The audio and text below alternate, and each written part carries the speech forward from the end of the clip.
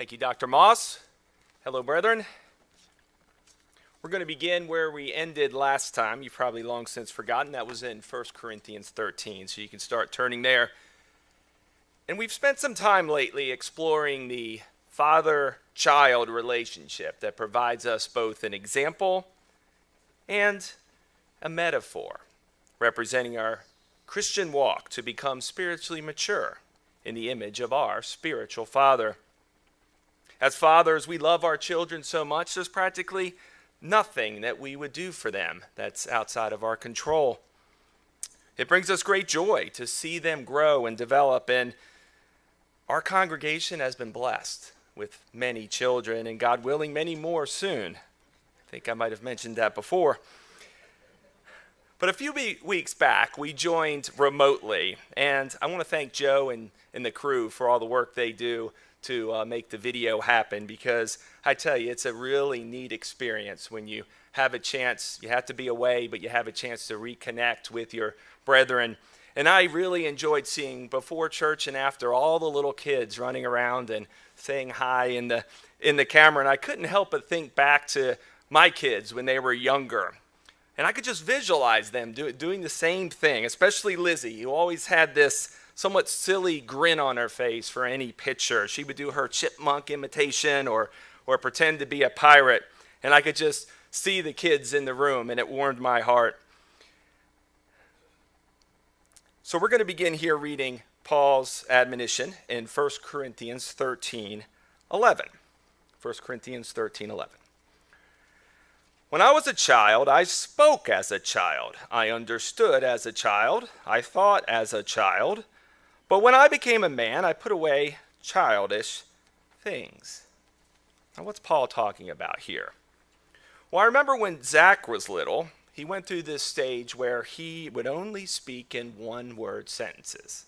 Everything. Yes, no, baba, dada, mama, ball, never more than one word. And one day we were outside with our neighbor, and she said, "Zachary, can you say a 3-word sentence?" And he goes, "3-word sentence?" And we all laughed. But Paul is describing here his Christian walk as he reflects on his former life as a Pharisee, and yet he calls himself a spiritual babe. He wasn't speaking in 3-word sentences when he was a Pharisee. He had a supreme knowledge of Scripture, a strong foundation of belief and faith in God and God the Father. And he had a very strict obedience to the law, and yet he calls himself a spiritual child. He says, I spoke, I understood, and I thought as a spiritual babe. It was only, he doesn't say this, but he's basically saying it was only after I was blinded on the road to Damascus and thereafter filled with God's enabling Spirit that I became a true spiritual child of God, a true spiritual man with an understanding of what it means to be godlike. That's when I started to put away childish things, he's saying. Let's read on. For now we see in a mirror dimly, but then face to face. Now I know in part, but then I shall know just as I also am known. Again, Paul is describing his spiritual growth into a mature, godlike being. He had made a lot of progress into becoming godlike, but he was nowhere near complete. He is speaking about his spiritual understanding, and compared to God, he acknowledges his knowledge is very limited, a fraction of what God knows, he says. And he says it was like looking through an ancient mirror, which was basically like a polished piece of metal. You could kind of make out a reflection in it, but you really couldn't see any detail. Or he could be referring to an ancient window. Windows used to be made out of a mica-like substance. If you've ever seen the rock mica, you can peel off a little piece and you can kind of look through it, but you're looking through it glass darkly, right? You can make out a shape, but you can't see any detail. Paul is saying that's kind of where he was, right? As mature as he was spiritually, he still was not there yet in terms of having the same understanding of God's spiritual knowledge. And he points to the future return of Christ that he looks forward to when he would see God face to face. This is when he would be fully developed into God's image. At that time, he would know all things. He would understand all things just like God. And he acknowledges if he had that capability now, if he had just a fraction more of God's real understanding, he would actually be able to see his imperfections even more clearly today. Simply put, Paul is recognizing that even at this most spiritually developed point in his life, he was still far from God's perfect image. All right, with that backdrop, let's read on. 1 Corinthians 13:13. And now abide faith, hope, love, these three. But the greatest of these is agape. And I meant to replace love with agape. So I'm going to read that over again. And now abide faith, hope, agape, these three. But the greatest of these is agape. And the reason why I don't want to use love here is because we use that interchangeably, and it is so far from what that word means. And I think we know that. There's been a lot of studies on this. It's not even close to what agape means, really. Now, these three scriptures are Paul's synopsis to an entire chapter on the value of agape, on the value of true spiritual growth and maturity as we look to become God-like. Our spiritual growth, our sanctification process, is simply a process of becoming agape. It's the greatest attribute, and it combines a motivation with action, right? Agape always obeys God's law. There's no conflict there. Faith is indeed vital because it's impossible to please God, we're told, right? If we don't know him, and if we don't obey him, and if we don't believe in him. And we know faith underpins everything. You can read this in Hebrews 11. But Paul's telling us something here that kind of hits you in between the eyes when you really understand what he's saying. He's saying faith, knowledge, understanding, even obedience to God's law are interesting, important, but they're attributes of being a relative spiritual babe. We could have all of those attributes and still be a spiritual babe. He was a Pharisee. He had those attributes. But he was a spiritual babe, he says. It's really interesting. He had a strong faith in God. He believed in God as a Pharisee. He had a deep understanding of the law, probably deeper than most of us. He had a very strict obedience to the letter of the law. And yet, he was a spiritual babe. So when we think of Paul and all he went through, we likely hold him up on a fairly high platform. But here he is kind of knocking himself down several tiers, saying, I'm just a spiritual babe. I'm still looking to a glass darkly here. I don't still have it all figured out. And I wonder how often do we think too highly of ourselves for being in God's church? It's natural, right? We think we're different than everybody else because we've got the truth. Because we understand, we keep the Sabbath, we keep God's holy days. It makes us feel good, right? We're better than all of those other people. And in a lot of respects, from God's perspective, we're adhering to his truth, and it's really important. But Paul tells us the most important thing here is becoming like God. All right, let's turn to Matthew 18 as we continue this study. And we know from parallel accounts in Luke 9 and Mark 9, we looked at this before, the disciples are on the road and they're debating amongst themselves on who's going to be the greatest in the kingdom. Jesus is not right there with them, but he perceives what's going on in their heart, right? He's all-knowing, so he knows exactly what they're saying, and he confronts them. Let's read here in Matthew 18, starting in verse 2. And Jesus calls a little child unto him, and he sets him in the midst of them. And he said, Verily I say unto you, except you be converted and become as little children, you shall not enter into the kingdom of God. Whosoever therefore shall humble himself as this little child, the same is greatest in the kingdom of heaven. To become childlike is to become Christ-like, selfless, pure in heart and mind, absent of all hypocrisy and pride. Jesus uses an innocent infant to demonstrate what he really wants to see in us. God's children resemble their Father by becoming childlike and selfless, whereas Satan's children resemble their father by becoming prideful and selfish. We can tie this right back to Dr. Moss's message that he covered there about the conflicting mind that Paul mentions. Double-mindedness, I think Dr. Moss mentions. So you have a selfless, which is godlike, contrasted to selfish, which is childish, and like Satan, the father of this world.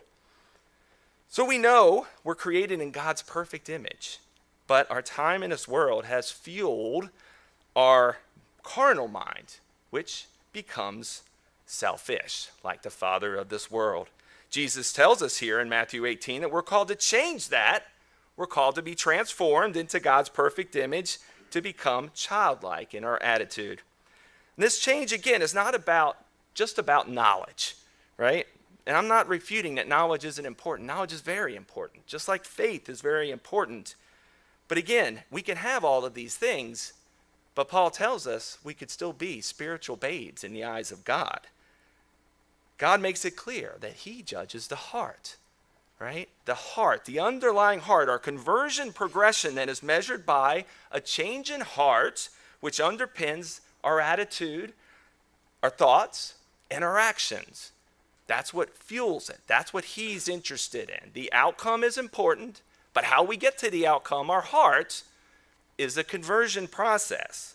We not only do the right thing, but we want to do the right thing. So we're called to change and grow into the primary attribute of God. But what is that primary attribute? Well, Paul kind of gave it away for me. You already know.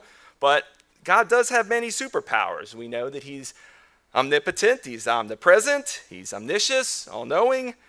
But I say above all things, God is omne agape. Above all things, God has one superpower that supersedes everything else. All agape is not all love, because love is not, agape is a lot more than just love. I know that that's how we always say it. We say agape and we say love right after because we make it almost a type of love. And it's kind of directionally right, but it misses the mark. Agape is not just an emotion. It's not just a deep feeling towards someone or something. It's an underlying power. It's God's underlying being, his powerful spirit with an ever-burning motivation that's coupled with action. It's not just a feeling. It's a feeling that's always coupled with action, that's always actively working to do what's best for the God family. Much more than just an emotion. And we can tie this back to the physical father-child relationship that we've been looking into, which is but a shadow of the spiritual God, the Father and Son relationship.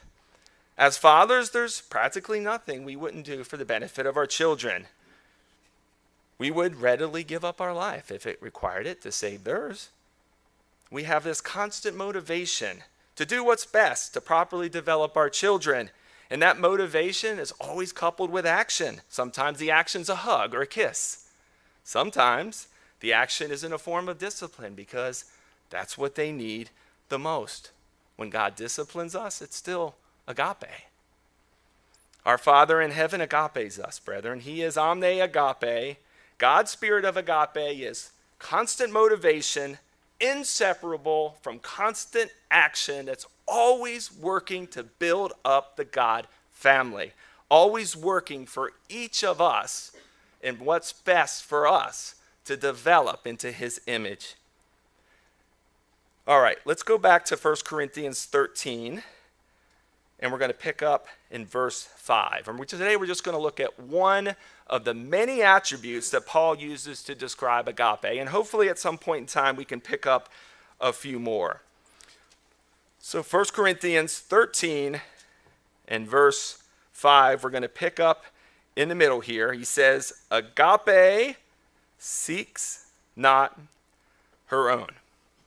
Agape seeks not her own. 1 Corinthians 13, verse 5, right in the middle there. And we could tie this right back to what we read earlier in Matthew 18, where Jesus used that little child and tells us unless we change to become childlike, innocent, pure in heart, selfless, we could say, we will not be in his kingdom. Agape, simply put, is selfless. Agape contrasts selfless, agape in God's spirit, with Satan and selfish, right? Way of give versus the way of get. It's very straightforward and very simple when we think about it that way. Agape is always actively seeking what is best for each member of God's family. But I want to dig into this phrase for just a minute. So, starts out with seeks. This is Strong's 22:12. Zateo, which means to not just seek, but earnestly seek. To earnestly desire, to earnestly endeavor. And I'm just going to read a couple of scriptures here, and there's no need to turn here, just so we get a flavor for how this word is used throughout the New Testament. In Matthew 6:33, Jesus tells us, "But seek," same word, "ye first the kingdom of God and his righteousness, and all these things will be added to you." Matthew 7:7 reads, "Ask, and it shall be given. Seek, and you shall find."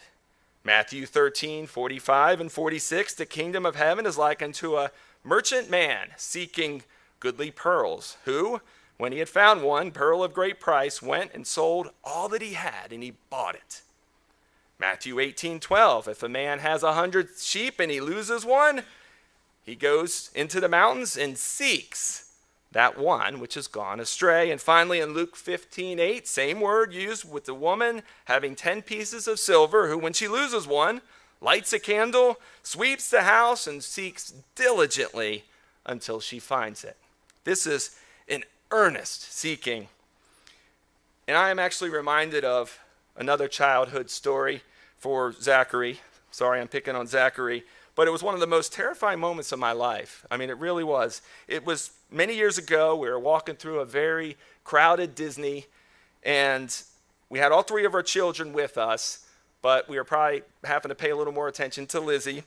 Anyway, Zachary was about 4 years old, and he got distracted, and he wandered off. And it was only about maybe 30 seconds of terror, but I ran hard. I ran fast. I looked around that park to find my lost son like nothing else, right? I was like, "Father, help me." I thought we had lost him. It's only 30 seconds, but some of the worst 30 seconds of my life. We found him only a few yards away, safe and sound, didn't even know anything was any different. He's hanging out with another family that I guess looked like us. But the point here is the word seek, brethren, is not a casual search. This is an earnest search that Paul is using here. Let's go to John 5. Let's go to John 5 and see another example.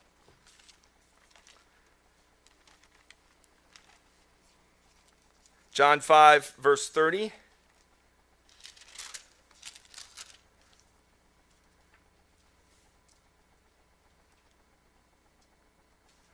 "I can of myself do nothing. As I hear, I judge, and my judgment is righteous, because I do not seek my own will, but the will of the Father who sent me." Jesus Christ sought not his own.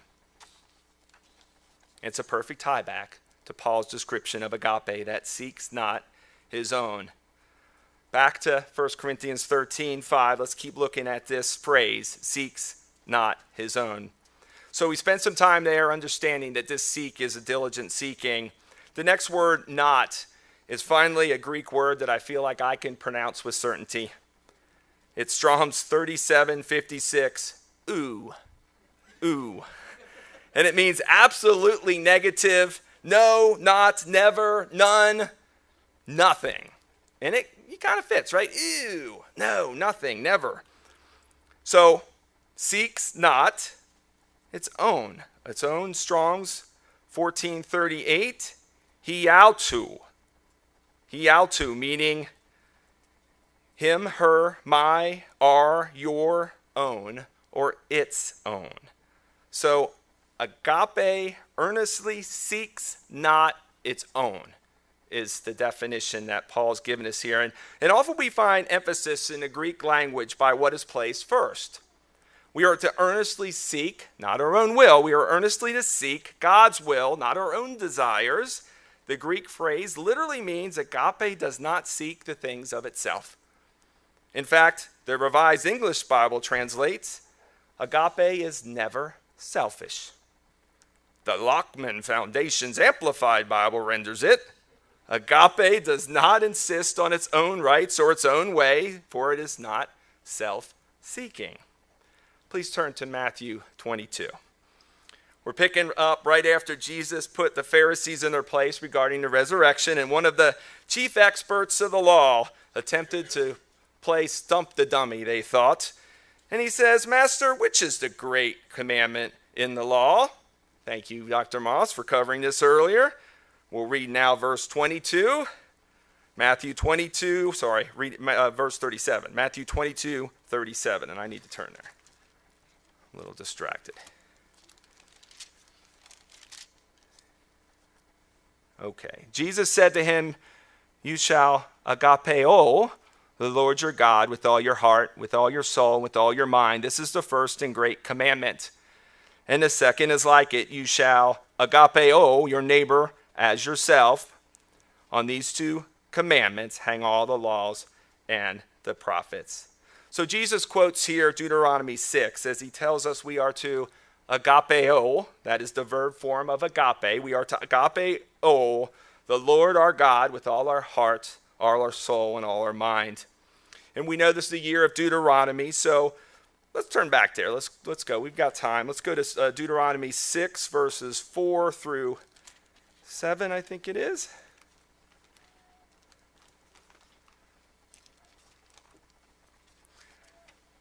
Deuteronomy 6, verse 4, Hear, O Israel, the Lord our God is one Lord, and you shall love the Lord your God with all your heart, with all your soul, with all your might. And these words which I command you this day shall be in your heart, and you shall teach them diligently unto your children, and shall talk of them when you sit in your house, and when you walk by the way, and when you lie down, and when you rise up.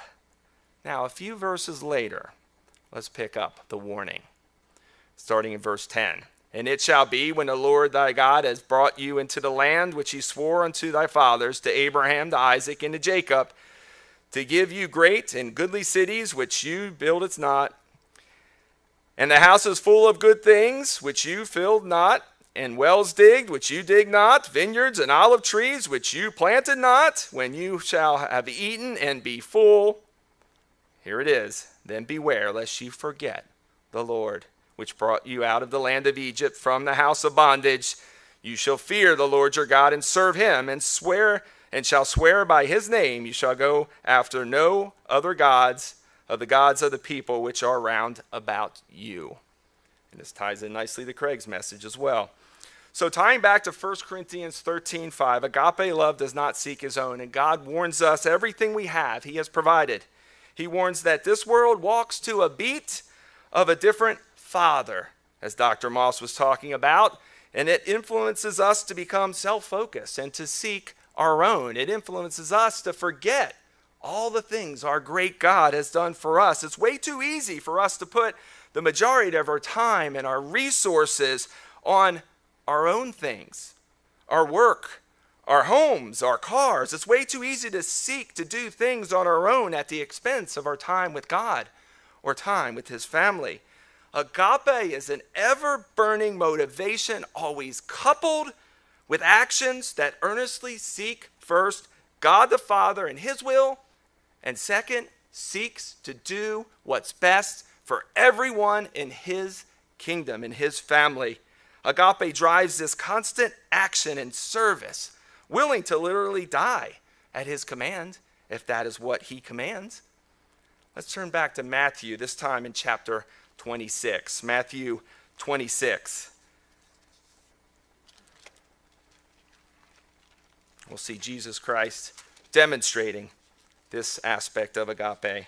Matthew 26:39, and he went a little further and fell on his face and prayed, saying, O my Father, if it be possible, let this cup pass from me. Nevertheless, not as I will, but as you will.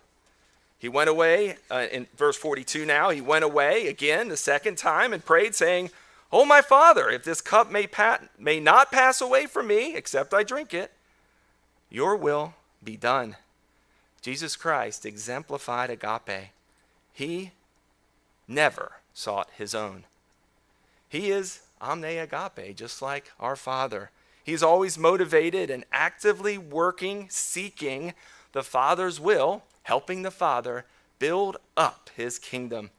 As a physical man, no doubt, he did not want to go through this suffering, but he sought not his own.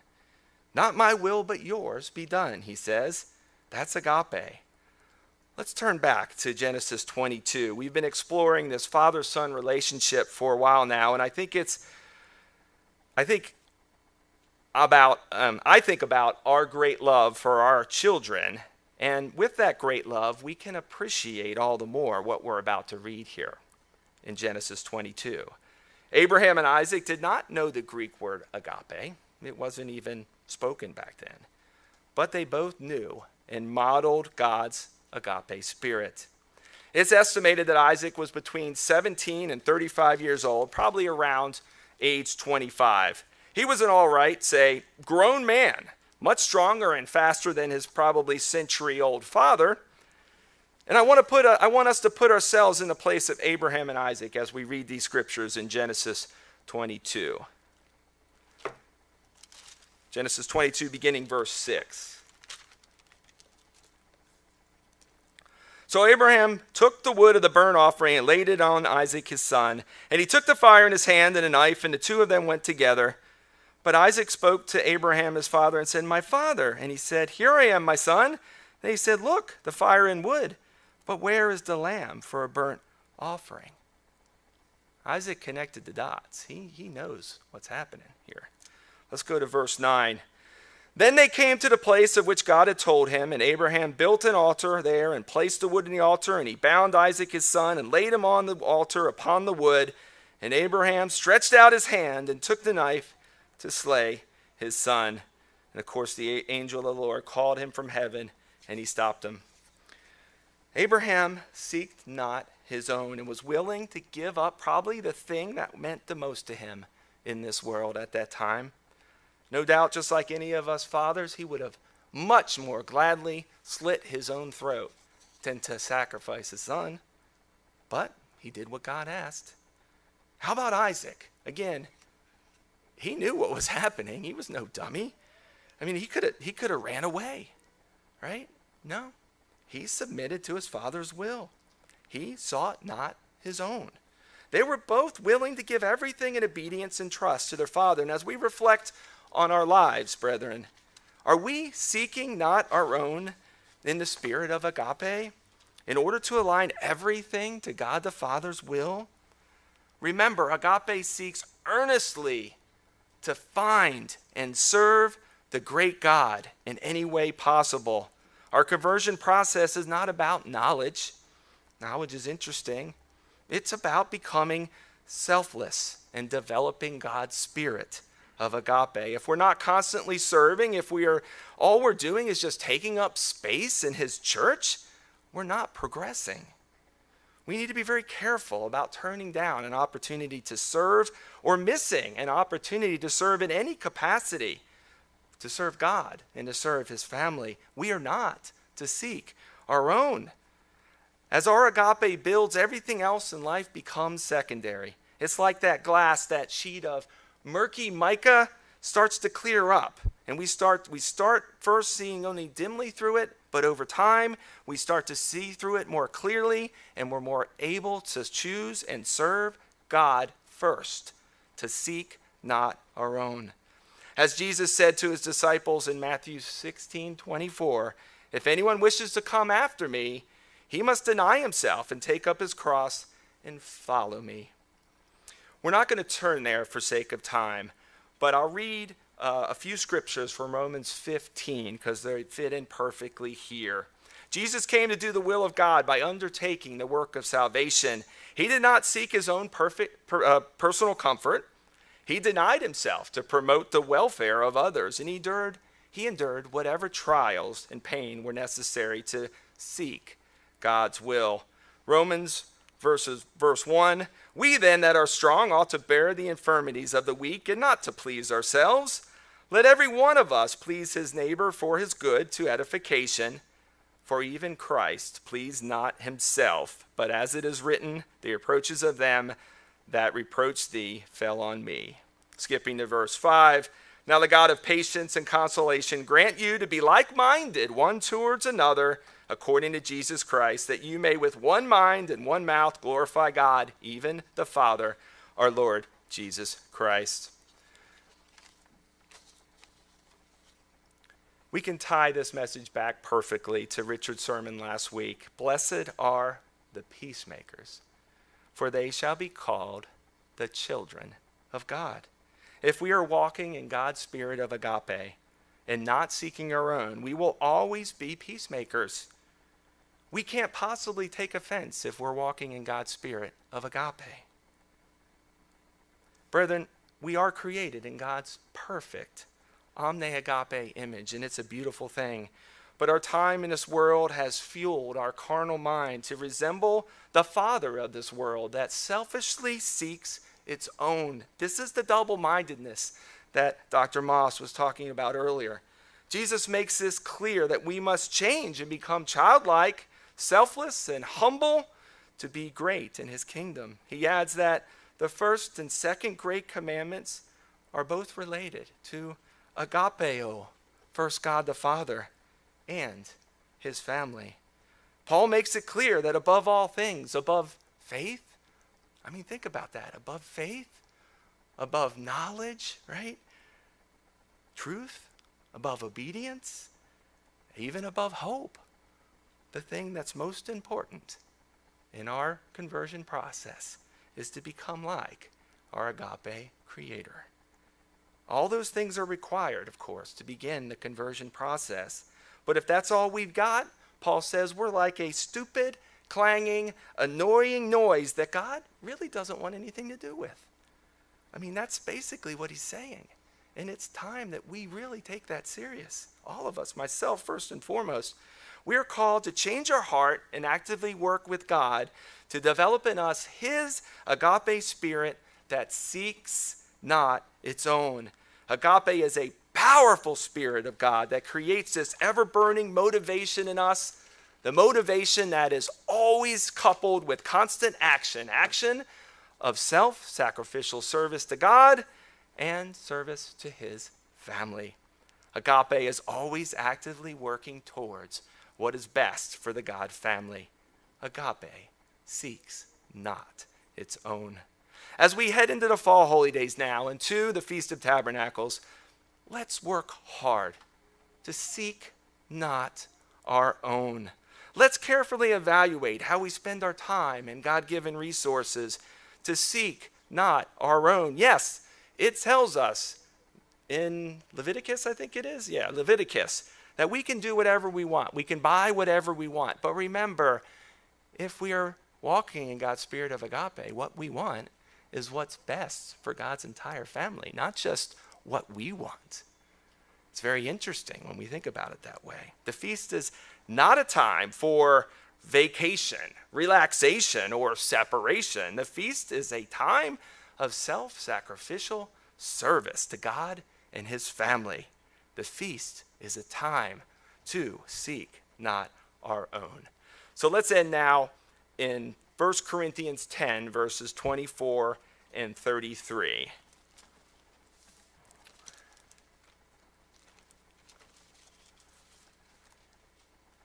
First Corinthians 10:24, let no man seek his own, but every man another's wealth. And verse 33, even as I please all men in all things, not seeking my own profit, but the profit of many, that they may be saved. And we no need to turn there, but in Colossians 3, verses 1 and 2, I'll read it quickly. This is about putting on the new man. If you then be risen with Christ, seek those things which are above, where Christ sits on the right hand of God. Set your affection on things above, not on things on the earth. Well, I hope you all have a very safe journey and a very rewarding Feast of Tabernacles, where we all seek not our own. And God willing, I'll see many of you soon in Myrtle Beach, and those that are traveling, we'll see you when you get back.